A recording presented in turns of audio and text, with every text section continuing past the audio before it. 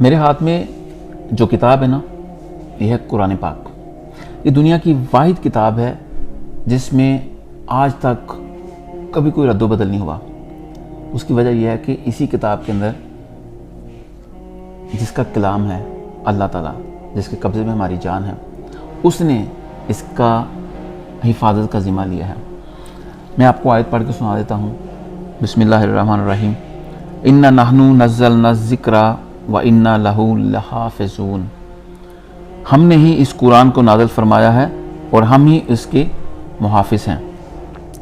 تھوڑی سی تفسیر آپ کو پڑھ کے سنا دیتا ہوں تاکہ آپ کو اندازہ ہو جائے اور ان تک میسج پہنچے جو اس کی بے حرمتی کرنے کی کوشش کرتے ہیں، کیونکہ یہ واحد دنیا کی کتاب ہے۔